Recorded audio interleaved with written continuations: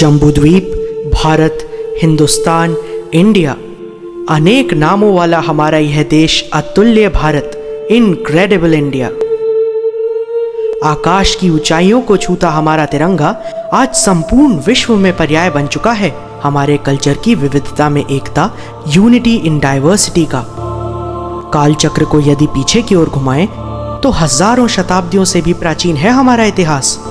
युगों युगों से अनेक सभ्यताओं, धर्मों, आस्थाओं एवं संस्कृतियों को अपने में आत्मसात कर अतिथि ही देवो भवः इस महापरंपरा की जन्मभूमि हमारे भारत ने सभी का खुले हृदय से अभिवादन किया। सुदूर उत्तर में प्रहरी बन खड़े हिमालय से मध्य भारत के विंध्याचल, कच्छ का रण, मरुभूमि, अरावली की प्राचीन पर्वत श्रृंखला एवं दक्षिणी छोर के समुद्र, इतने विराट विस्तार वाले हमारे भारत में एक नहीं ऐसे अनेक स्थान आज भी हैं जो अनएक्सप्लोर्ड हैं, जिन्हें अक्सर सैलानी अनदेखा कर देते हैं। यह यात्रा है जम्बूद्वीप महाद्वीप की। जम्बूद्वीप अर्थात जामुन के वृक्षों से आच्छादित एक ऐसा द्वीप जिसकी गांधार, सिंधु घाटी, बांग्लादेश तक फैली विराट जड़ें भले ही आज कुछ सिमट गई हैं, किंतु आज भी अपने मूल संस्कृत अर्थानुसार जम्बूद्वीप एक ग्लोबल प्लैनेट का द्योतक है। मैं हूं आपका होस्ट ऋतुराज देवांग, प्रोफेशनली एक इलेक्ट्रॉनिक्स इंजीनियर, किंतु जम्बूद्वीप की तिलिस्मी सुंदरता से मेस्मराइज्ड मैं निकल पड़ा हूं इसके अनएक्सप्लोर्ड पहलुओं को एक्सप्लोर करने। इस सफर में दर्शकों आप होंगे मेरे हमसफर, and together we shall explore Jambudweep in this journey through incredible India. जून 2013, भीषण बाढ़ ने भारत के राज्य उत्तराखंड में तांडव मचा दिया। तेज बारिश व भूस्खलन से लगभग 1 लाख श्रद्धालु व सैलानी हताहत। सेना ने तकरीबन 1,10,000 से ज्यादा लोगों को सुरक्षित स्थल पर पहुंचाया। हजारों लापता हो गए। अनुमानतः 5,700 से अधिक को मृत मान लिया गया। इस विभीषिका में सर्वाधिक क्षति पहुंची केदारनाथ को। केदारनाथ मार्ग पर गौरीकुंड व रामबाड़ा सहित कई गांवों का अस्तित्व ही समाप्त हो गया। इस यात्रा का फिल्मांकन 2013 विनाश लीला से कुछ ही समय पूर्व किया गया। इस फिल्म में दिखाए गए कई गांव, कस्बे व मार्ग आज अस्तित्व में नहीं हैं। यह फिल्म विनाश पूर्व केदारनाथ पर फिल्माए अंतिम दुर्लभ चित्रों में से एक है। हम सलाम करते हैं उन सभी लोगों को जो इस त्रासदी में जीवित बच पाए। यह फिल्म समर्पित है उन सभी को जिन्होंने इस हादसे में अपनी जान गंवाई। ईश्वर उनकी आत्मा को शांति दे।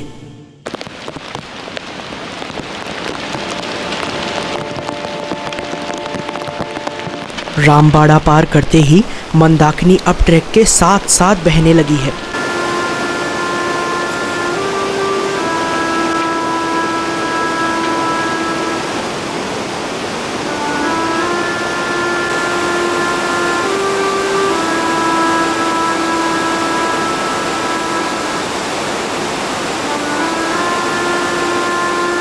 वहां उस शिला ने शिवलिंग नुमा आकृति धारण की है।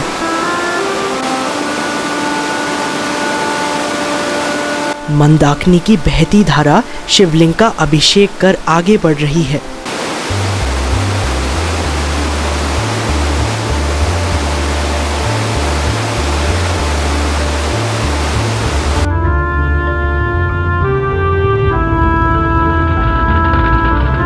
हम रुद्रप्रयाग की ओर बढ़ चले थे।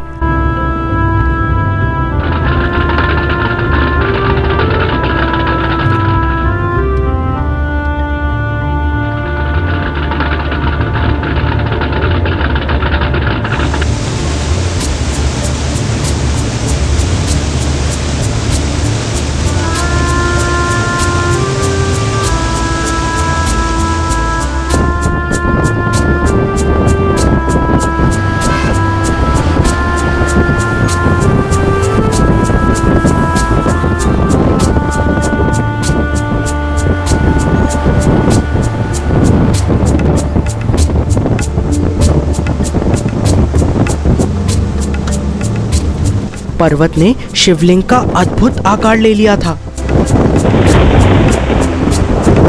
बारिश की बूंदें, बहती हवा और बादलों के स्पर्श से प्रकृति मानो भोलेनाथ का अभिषेक कर रही थी।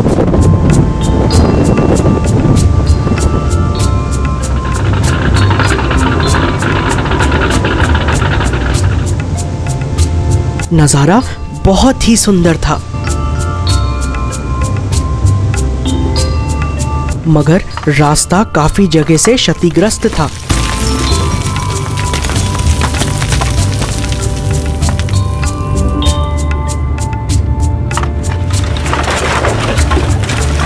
अनेक शार्प हेयरपिन बेंड्स थे।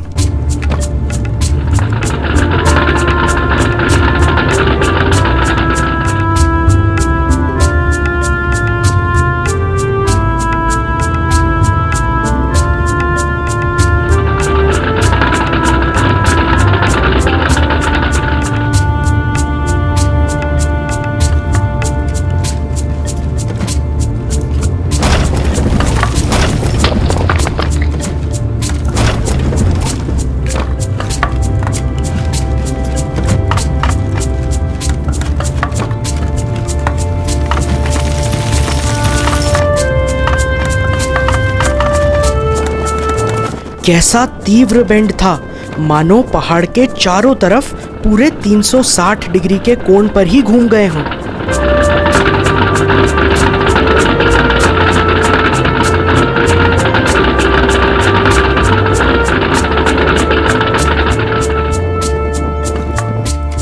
हम लगातार ऊंचाई पर चढ़ते जा रहे थे।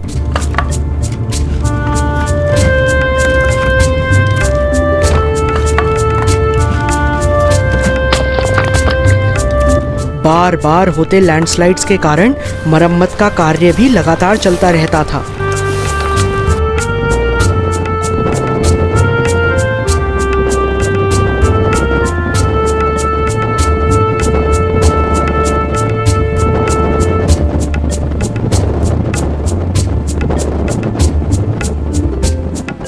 अरे अरे भाई, हमें भी तो चलने के लिए थोड़ा मार्ग चाहिए।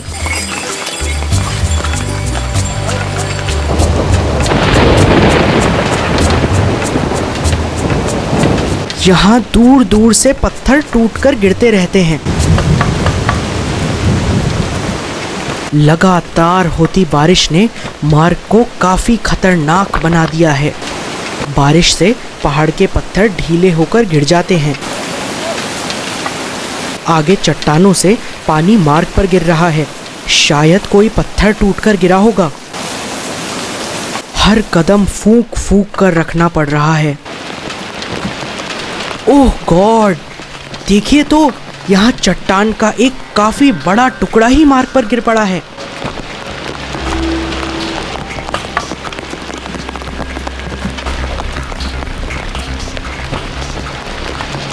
ऐसे स्थान पर रुकना उचित नहीं होगा। चलो जल्दी आगे बढ़ जाते हैं। शायद लैंडस्लाइड होके चुका था।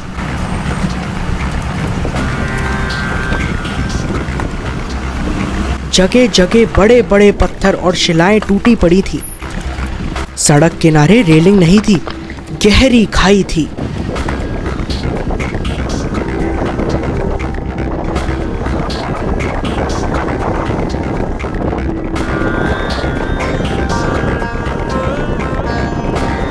सड़क पर पानी जमा होने से फिसलन भी काफी हो गई थी।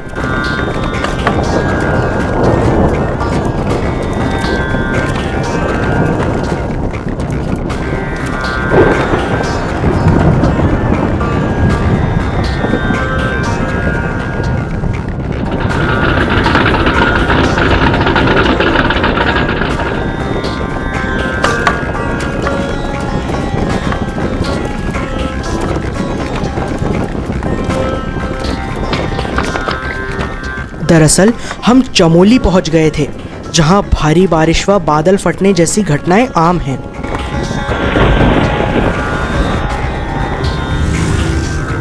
एक के बाद एक रोड रोलर व जेसीबी की कतार देखकर मन कुछ खटका था। चमोली में लैंडस्लाइड हुआ था।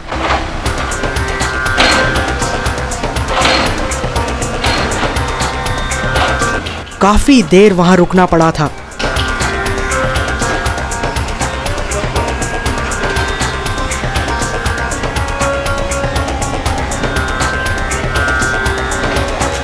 बीआरओ की यूनिट मार्ग दुरुस्त करने में जुटी थी।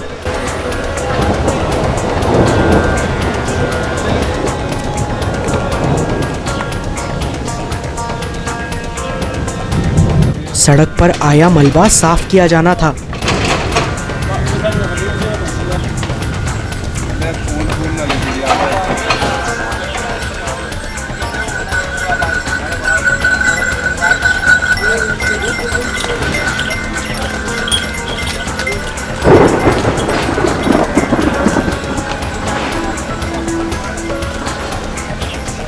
मार्ग खुलते ही हृदय से बीआरओ को धन्यवाद दिया। इतनी ऊंचाई पर मुस्तैदी से कार्य, बीआरओ के एफर्ट्स वाकई सराहनीय हैं। जरा आगे बढ़े ही थे कि दूसरा अवरोध सामने आ गया। इस बार बारी कीचड़ व दलदल की थी।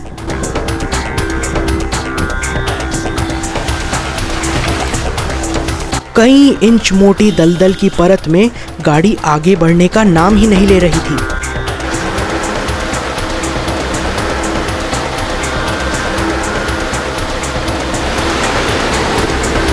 पहिए बार बार कीचड़ में धंस जाते थे। ऐसे में गाड़ी का दुरुस्त होना अति आवश्यक है।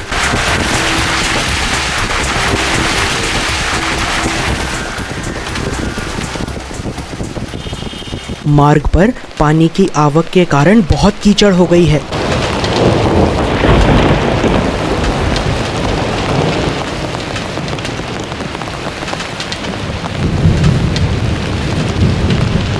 फिसलन का बहुत खतरा है यहाँ।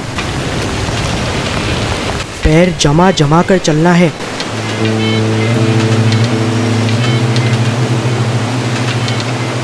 देखो ध्यान से, छड़ी का सहारा लो। लीद ने कीचड़ संग मिलकर चलना दूभर कर दिया है।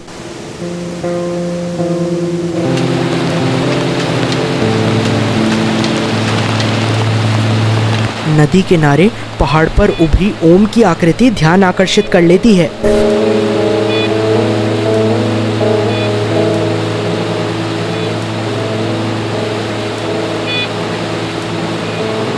दूर तक दिखता मार्ग ही मार्ग हतोत्साहित कर रहा है।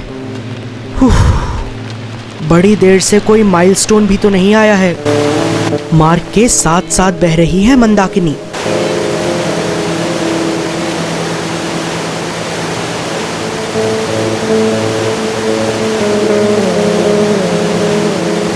नदी की धारा यहाँ जल की नहीं बल्कि श्वेत दुग्ध की सी लग रही है।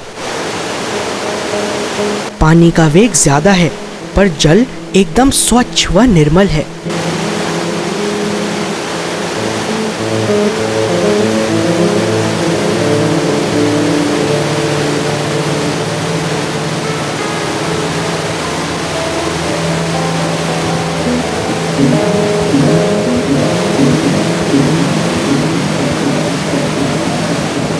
चढ़ाई स्टीप होती जा रही है। बार बार रुककर आराम करना पड़ता है।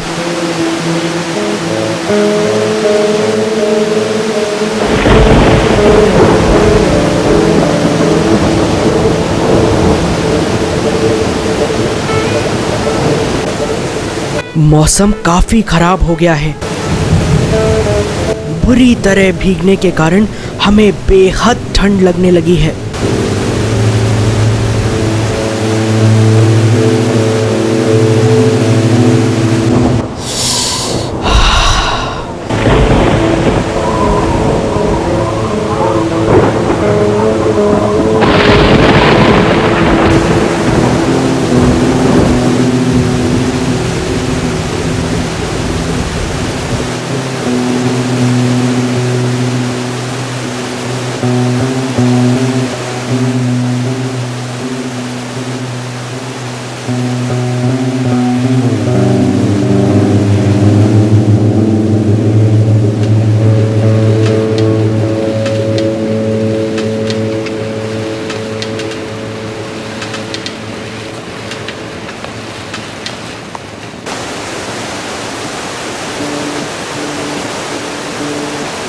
अरे जरा रुककर इस चट्टान को तो देखो।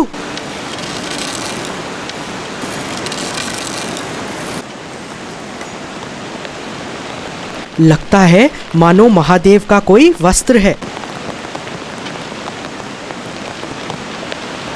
बिल्कुल वही रंग रूप, अद्भुत, बहुत ही शानदार।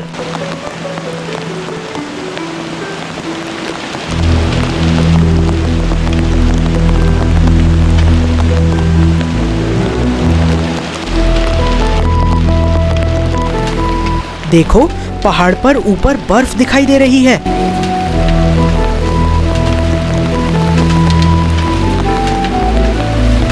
हम तो काफी ऊंचाई पर पहुंच गए हैं।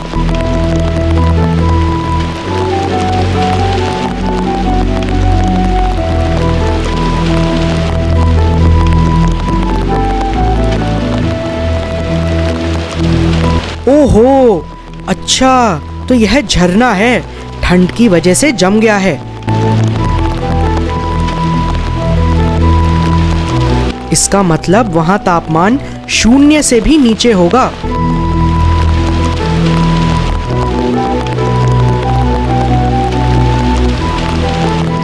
प्योर व्हाइट स्नो, अद्भुत। ऊपर से हो रही बर्फबारी का असर यहाँ भी है। कड़ाके की ठंड है। क्षण भर को आराम कर लेते हैं।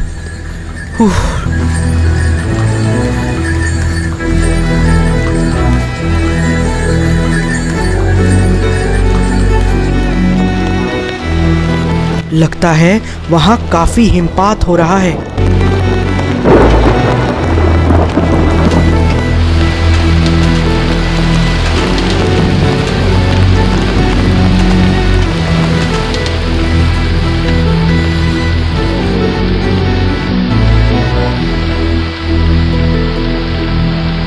हम बहुत थक चुके हैं, पैर भी जवाब देने लगे हैं।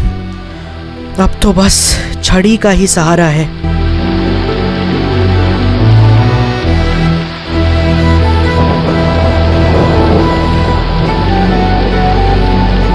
चलो भाई, उठो, चलने का समय हो गया। मौसम लगातार खराब जो हो रहा है।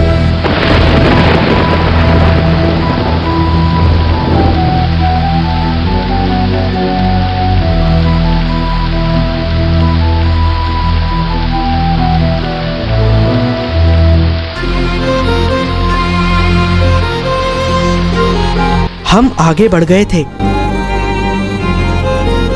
गाड़ी में ईंधन खत्म होने वाला था। पहाड़ों पर जहां पंप मिले वहां फ्यूल भरवा लेना चाहिए। यहां फ्यूल पंप्स की संख्या काफी कम होती है।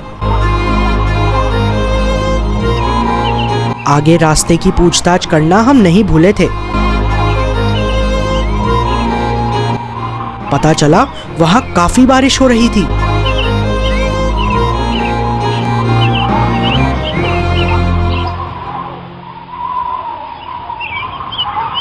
कुछ भूख सी जागृत हो गई थी। पास ही आइसक्रीम का ठेला दिखा।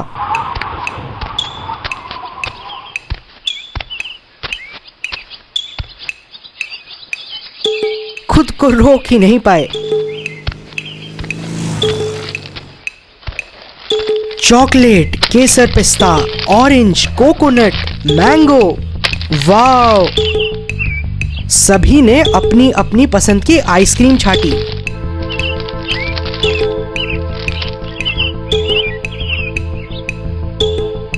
ठंड में गर्म गाड़ी के अंदर आइसक्रीम खाने का अपना ही अलग मजा है।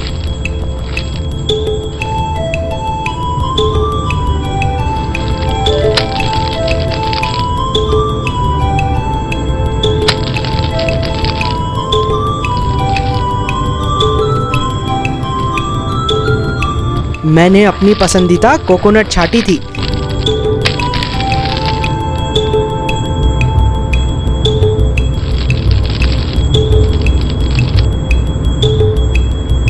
क्या स्वाद था!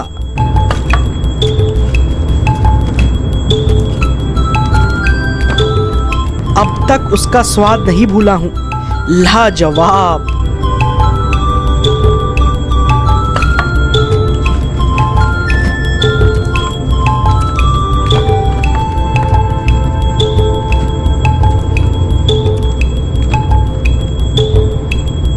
अब केदारनाथ दूर नहीं, बस हम पहुंचने को ही हैं। लगता है हम शाम की आरती से पहले तो केदारनाथ पहुंच ही जाएंगे। जय बम बम बोले।